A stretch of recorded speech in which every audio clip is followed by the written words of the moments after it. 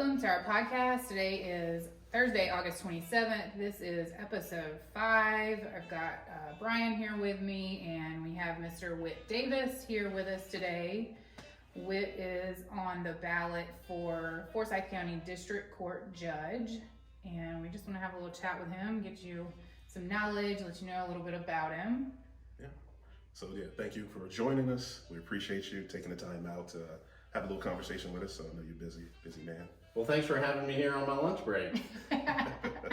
Yeah, sorry we didn't have any hors d'oeuvres or any kind of finger foods for you. So we'll That's all right. I had my obligatory banana on my way over here, and I've got my kombucha to keep me company. There you go. Super healthy. All right.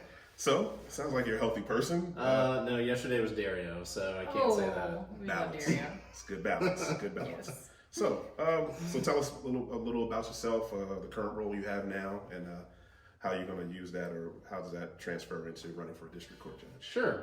Well, first I just wanted to say thank you so much, Meredith and Brian, for having me here. And a little bit later, I do want you to tell me and the listeners a little bit more about Vote on Purpose. For sure. But yes, again, my name is Whit Davis, and I'm running for District Court Judge here in Forsyth County, which is District 21. I'm running for seat 8, and that is Judge Lori Hutchins' seat. She's retiring at the end of this year, so it'll be an open seat. Nice. I'm the Democratic candidate, and I've got a Republican opponent on the ballot. A little bit about myself. I'm a Winston-Salem native, grew up here, graduated from Reynolds back in the day. Although when I tell people what year and I say it was a long time ago, everyone that's older than me says, "Oh, you're just a baby." Right. So I don't say that it was a long time ago anymore.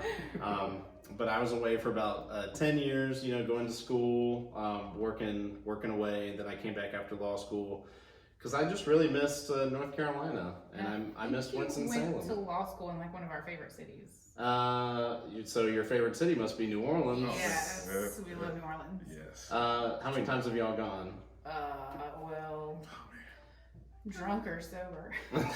The ones we can remember, probably 5. That was actually, brief little tidbit. about. Okay. About us. So we started with U.S. Airways Yeah. in 2011, 2011. and we were the only rebels in our class to use our benefits and fly during the probation period when you're not supposed to fly. That's right. And Brian took me to New Orleans on our first date.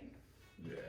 That's really romantic. Quick little overnight flew, last flight of the day, partied, first flight back. So did y'all do something fancy, or are we talking po' boys? It was Bourbon Street. Oh, okay. All right. So how much? So what in percentage? How much of that night do y'all remember? Oh. well, when you look at pictures, all of it. Okay. Well, thank goodness for technology.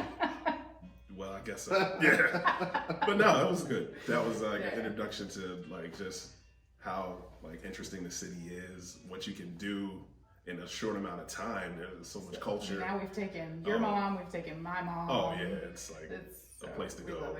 From Spanish to French, it's so much going on and so much history in there. Food. Oh man. We went for the 4th of July one year. That was awesome. Oh gosh, It's yeah. hot and muggy. Well, it was very hot, but New Orleans is a really special city. Yeah. There are not a lot of cities where you can take a shower and be completely dry and clean, and then the second you open your door, your entire body is just wet. You're done. Your entire body's You're wet. done. Yeah. And living in a city as a student is a unique experience. You get some of the living experience, but not all, because you're kind of in a bubble. Mm-hmm. But one of the unique experiences I got going to law school there is that I got to practice as a student attorney in the Tulane Environmental Law Clinic. And they got to do some real work there. We got to do some real work there. One of the projects I got to do in that clinic was representing some local neighborhood associations and environmental groups in the 9th Ward. One was the Holy Cross Neighborhood Association. And we were representing these groups because the Army Corps of Engineers wanted to do this really dirty, unnecessary billion-dollar waste of taxpayer money project, replacing this industrial canal lock, these locks that let barges come through. They wanted to replace this shallow lock with a much deeper lock for much larger barges that were never going to use this canal. And as you can imagine, the sediment in these canals that have been used for decades is very contaminated, and they were going to dredge it all and then dump it. And it was just going to create a whole lot of additional pollution, and these neighborhood associations were not having it. So we represented them for free and sued under federal environmental law. I got to argue the case in federal district court with another student attorney and a supervising attorney, and then I graduated. And as I'm waiting and studying for the bar exam, I get this email from my supervising attorney, and we had won. Wow. We got an injunction against a $1 billion federal project. Wow. As a student attorney. That's like Legally Blonde, but the guy style. Right. That's awesome. I mean, it was amazing. It was absolutely amazing. So, I got to go to law school there and have fun, but, we also got to do some good things down there. So I feel like I got a well-rounded experience there, and it kind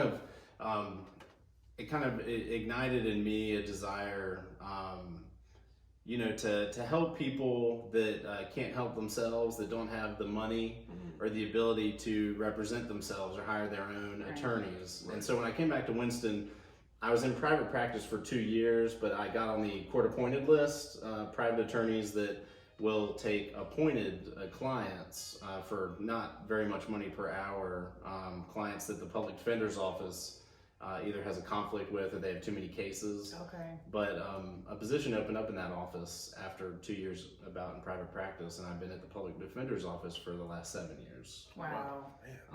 And I love it. I absolutely love representing people that can't afford to represent themselves. But obviously I'm looking for a transition right now. Yeah. Right. Well, you got to keep moving and keep growing, and Definitely. that's part of what we focus on too here. So Sure. So in your current role, have you been, working with and assisting? Sounds like underserved communities, and how do you kind of work with that and address those kind of issues when there's someone that you want to help doesn't have the money?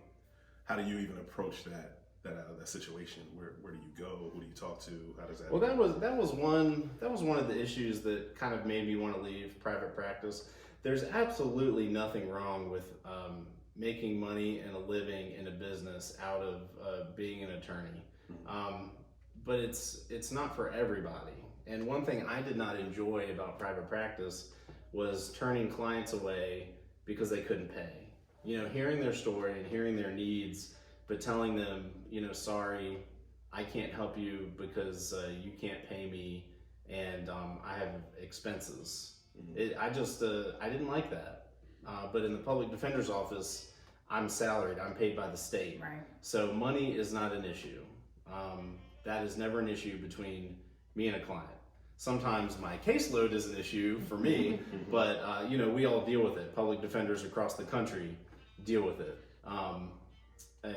Mostly through triage, like they do in the ER.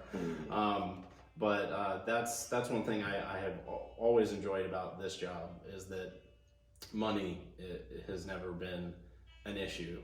And one of the reasons I want to be a district court judge is, rather than helping one individual at a time, I feel like judges can just have a much wider impact on the community as a whole. And they don't just work on criminal cases. District court judges handle all aspects of family cases. So anyone who gets a divorce, every aspect of that is handled in district court. Okay.